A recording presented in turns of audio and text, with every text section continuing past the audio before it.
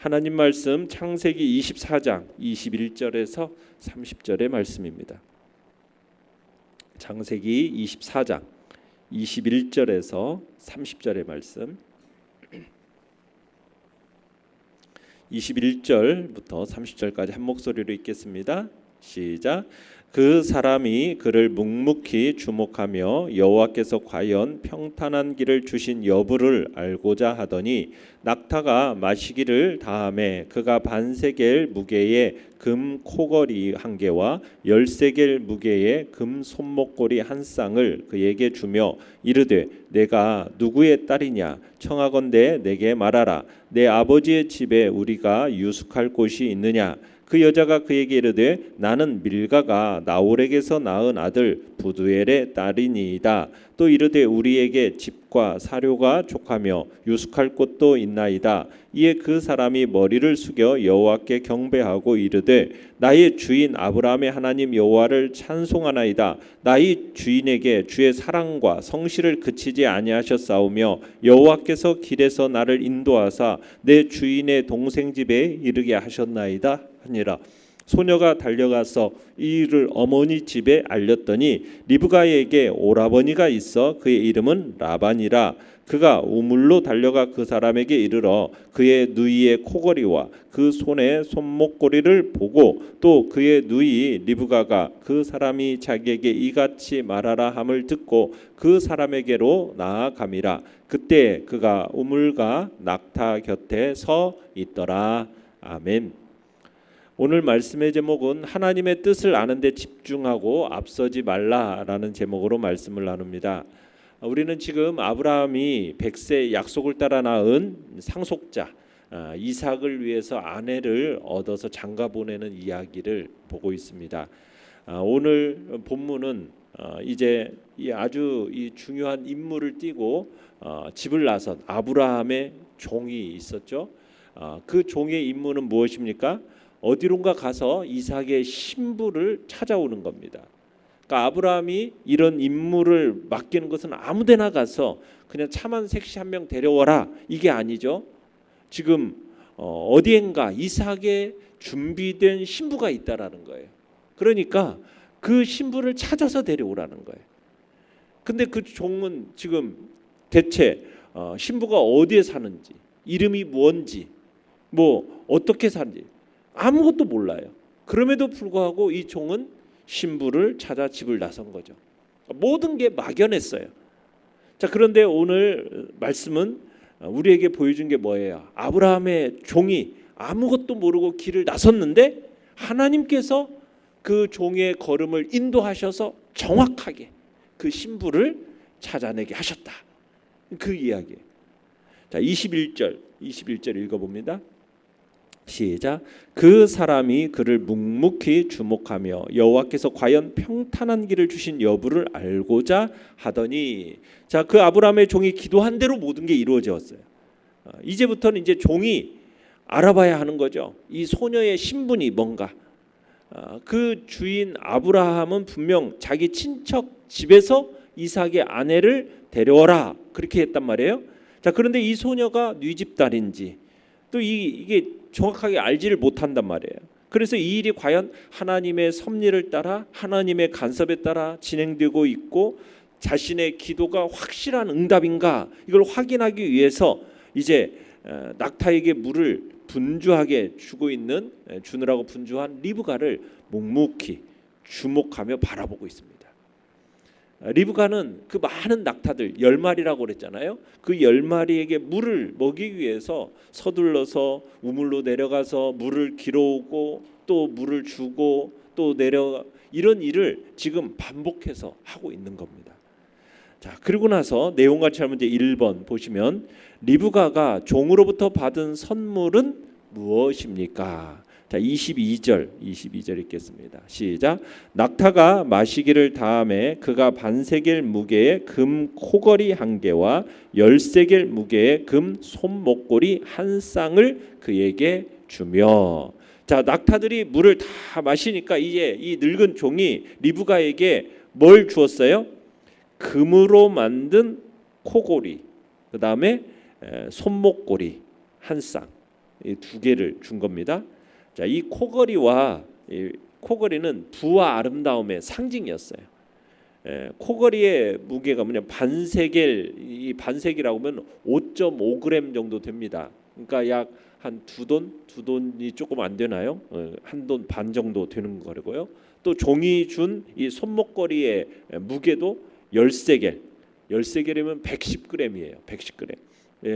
그러니까 종이 약 230g의 금을 리브가에게 선사한 겁니다.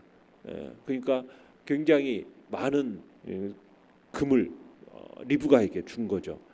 뭐 오늘날 시가로 계산하더라도 이게 상당히 매우 큰 액수죠. 요즘에는 한 돈에 뭐 거의 7, 80만 원씩 하잖아요. 그러니까 이게 몇 돈을 준 겁니까? 뭐 거의 뭐 8, 90돈 정도 준 거니까 엄청난 것 준 거예요.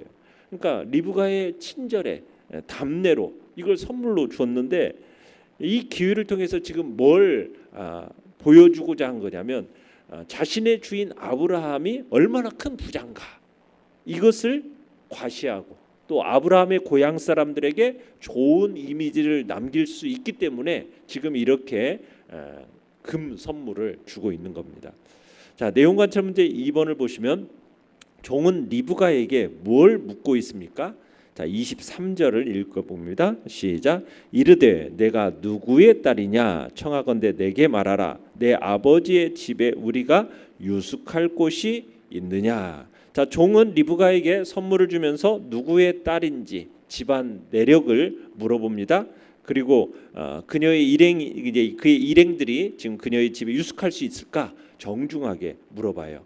자, 그러자 24절로 25절 읽습니다. 시작. 그 여자가 그에게 이르되 나는 밀가가 나홀에게서 낳은 아들 부두엘의 딸이니이다. 또 이르되 우리에게 집과 사료가 족하며 유숙할 곳도 있나이다. 자, 리브가가 자신이 부두엘의 딸이다라고 대답을 하면서 묵을 곳 그다음에 또 사료도 충분하다라고 화답을 해주죠. 그러니까 종은 먼저 선물을 준 다음에 이제 이런 모든 사실이 밝혀지고 있는 겁니다. 자, 연구와 묵상 문제 3번으로 가보시면은 아브라함의 종이 리브가의 신상에 대해서 자세히 물어본 이유가 무엇이겠어요? 지금 아브라함의 종이 리브가에게 선물을 주고 신상을 지금 물어본 겁니다. 그것은 지금 그가 그녀를 이삭의 신부감으로 확신했기 때문에. 그러니까 아브라함의 종은 지금 이미 리브가를 나홀의 이 성 앞에서 만났어요. 그러면은 이 여자는 지금 아브라함의 친족일 거다라고 생각을 하고 있었어요. 하지만 아브라함의 종은 자신의 생각에 이 리브가의 마음의 씀씀이를 보거나 또 그의 외모를 볼 때 나무랄 데가 없는 거예요. 다시 한번 그녀가 정말 아브라함의 친족이라는 사실을 확인하는 절차, 그걸 거치고 있는 거죠. 그러면서 아브라함의 종은 그녀의 청혼 여부, 자신을 따라 가나안에 있는 이삭에게로 시집 갈 건가, 시집 올 건가, 이거 여부를 확인하기 위해서 지금 그녀의 신상을 물어보고 있는 것입니다. 그러니까 과연 하나님께서 지금 자기를 인도하셨는지에 대한 확실한 이제 그 부분을 이제 확인하기 위해서 물어보고 있는 거죠. 자, 그랬더니 그렇게 대답을 하니까 이제 26절로 27절을 읽어보겠습니다.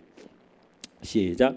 이에 그 사람이 머리를 숙여 여호와께 경배하고 이르되 나의 주인 아브라함의 하나님 여호와를 찬송하나이다. 나의 주인에게 주의 사랑과 성실을 그치지 아니하셨사오며 여호와께서 길에서 나를 인도하사 내 주인의 동생 집에 이르게 하셨나이다 하니라. 자, 아브라함의 종은 자기가 믿고 기도한 대로 모든 상황이 전개되고 있잖아요. 그걸 보고서는 어때요? 야, 이게 하나님의 인도하심이었구나. 이게 명백하게 드러나고 있으니까 감격할 수밖에 없는 거예요. 그래서 그 자리에서 머리 숙여서 그의 주인 아브라함의 하나님을 경배했다고 그러죠. 아브라함의 노정은 자신의 이 기도가 구체적으로 응답이 되고 리브가를 순적하게 만나게 되니까 머리를 숙여서 하나님께 경배를 했던 거예요. 그러니까 아브라함의 종은 하나님께서 당신의 사자를 앞서 보내시고 모든 일을 형통케 하신 그 하나님의 은혜의 경륜, 이것을 깊이 감사하는 감격의 기도를 드리고 있는 것입니다. 자, 이게 그가 일의 처음부터 끝까지 하나님의 주권을 인정하고 있는 거예요. 그리고 그 모든 영광을 지금 하나님께 돌리고 있는 거죠. 처음과 끝 모두를 하나님께 기도로 일관하면서, 그죠? 이 종의 모습을 보면은 그 일의 시작부터 마지막까지 하나님께 기도로 이 모든 일들을 일관하고 있어요. 이게 바로 하나님의 주권을 인정하는 삶인 거예요. 그러니까 이 아브라함의 이 노종의 경건한 신앙의 자세를 우리가 볼 수 있는데 참 훌륭한 본인 거죠. 기도로 시작하고 또 그 모든 과정 속에 역사하신 하나님을 경험하자 모든 일이든 하나님의 주권으로 이끌어 주심에 감사하는 그 모습. 그래서 우리들도 무슨 일을 하든지 하나님의 주권적인 역사를 인정하면서 그 주권을 인정하는 사람은 무엇을 합니까? 기도를 하는 거죠. 하나님께 먼저 기도로 아뢰고 그 기도가 어떻게 응답이 되는지를 묵묵히 주목하면서 바라볼 수가 있는 거예요. 그리고 그 역사 속에서 인도하신 그 하나님에 대해서 어떻게 해요? 야, 하나님이 이 모든 일을 행하셨구나 하면서 하나님께 감사하고 찬양하고 그분께 영광을 돌릴 수 있게 되는 거죠. 그래서 지금 아브라함의 종에게 하나님께서 형통함을 주셔서 이삭의 혼사를 준비시키는 일을 진행시키는 것, 이런 것처럼 우리 삶에 있어서도 기도로 하나님 앞에 나아가는 우리의 삶에 매사에 형통한 삶을 이끌어 주심을 믿으시길 바라요. 자, 28절로 30절 읽어보겠습니다. 시작. 소녀가 달려가서 이 일을 어머니의 집에 알렸더니 리브가에게 오라버니가 있어 그의 이름은 라반이라. 그가 우물로 달려가 그 사람에게 이르러 그의 누이의 코걸이와 그 손에 손목걸이를 보고 또 그의 누이 리브가가 그 사람이 자기에게 이같이 말하더라 함을 듣고 그 사람에게로 나아감이라. 그때에 그가 우물가 낙타 곁에 서 있더라. 자, 아브라함의 종의 큰 선물 받은 리브가가 어떻게 곧장 집으로 달려가죠. 이게 너무 큰 선물을 받은 거예요. 이게 흥분되기도 하고 두렵기도 하니까 이게 순식간에 일어난 일에 대해서 어떻게 생각해야 될지 막 혼란스러웠던 겁니다. 그래서 리브가는 지금 이제 자기 집으로 가서 우물가에 있었던 일들에 대해서 식구들에게 이야기를 하는 거죠. 그러니까 우물가에서 자기에게 아주 관대한 부자를 만났는데 자기에게 코걸이, 손목걸이를 주었다. 그러자 이때 리브가의 오라비 라반이라는 사람이 등장을 합니다. 이제 이 리브가의 이야기를 들은 오빠 라반이 어떻게 보면 온 집안을 대표해서 우물가로 달려가고 라반이 이때부터 이제 리브가 집안의 모든 일의 대변인 역할을 하게 되죠. 자, 느낀점 4번입니다. 하나님의 인도하심을 확신하기 위해 신중하게 묻고 확인하는 종의 모습을 보며 무엇을 느낍니까? 우리가 어떤 일을 이루고자 할 때 철저한 준비도 중요하지만 그거 못지않게 우리가 하나님을 주목하는 자세가 중요하다라는 것을 우리가 느끼게 돼요. 그러니까 우리가 하나님의 인도하심을 확신하며 나아갈 때 그냥 곧바로 됐다가 아니라 우리가 신중하게 이것이 과연 하나님께서 역사하시는 것인지에 대해서 내가 기도한 대로 이루어지는 것인지에 대해서 우리가 신중하게 묻고 그 다음에 확인하는, 내가 기도한 대로 이것이 하나님의 뜻인지 아닌지를 그것을 확인하는 작업이 필요하다는 얘기입니다. 그냥 우리가 기도했다고 해서 이것이 하나님의 뜻이다 하고 가는 것이 아니라 이게 과연 하나님의 선하신 뜻 가운데 이루어지는 모습인지를 우리가 항상 말씀을 통해서 비춰보고 또 하나님의 그 상황과 환경들을 우리들이 살펴보면서 하나님의 뜻대로 이루어지는지 우리가 묵묵히 바라보면서 주목하면서 확인하는 작업들이 필요하다는 거죠. 그 과정 속에서. 그래서 내 모든 힘, 계획 이런 것들은 내려놓고 하나님의 뜻을 먼저는 간절히 묻는 기도, 그것을 드리고 그리고 나서 하나님의 뜻대로 이루어지는지 우리가 바라보면서 그리고 마침내 그것이 하나님의 뜻대로 기도를 통해 이루어졌다는 사실을 확인하면은 우리는 하나님 앞에 영광 돌리고 주께 경배하는 그런 자리에 있는 것이 우리의 기도하는 자세 속에서 나타날 모습인 거죠. 그래서 우리가 하나님의 뜻을 묻는 간절한 기도를 드리는 것이 중요하고 그 순간순간마다 하나님만을 의지하는 자리에 있어야겠습니다. 그럴 때 비로소 준비한 모든 것들이 하나님의 크신 손길 안에서 이루어진 거구나. 이게 정말 그게 귀하게 여겨지고 그리고 그 모든 것 속에서 아름답게 쓰임받는 역사가 있게 되는 것입니다. 우리가 아브라함의 종의 기도 그리고 하나님의 그 섭리 이걸 어떻게 조화를 이루면서 아름다운 결과를 낳는지 우리가 보게 되는 겁니다. 우리는 하나님께서 당신의 뜻을 주권적으로 이루어 가시지만 어떻게 보면은 성도의 기도에 응답하는 형식으로 당신의 뜻을 이루시기를 즐거워한다는 거예요. 그러니까 모든 것이 하나님의 주권과 섭리 속에서 이루어져요. 그런데 그것이 하나님의 주권이고 섭리라는 것을 우리가 뭘 통해서 알 수 있느냐?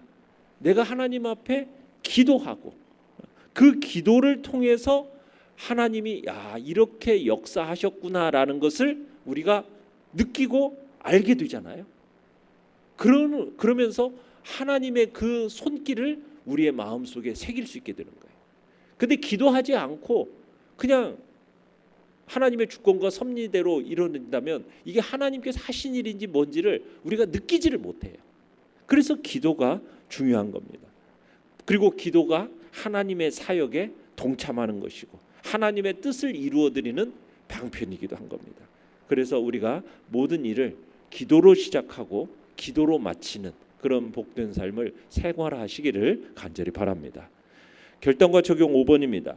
하나님보다 앞서지 않기 위해 묵묵히 기다리며 기도했던 적은 언제입니까? 내 경험과 지식을 의지하지 않고 하나님의 뜻을 아는데 더 집중하기 위해 무엇을 실천하겠습니까?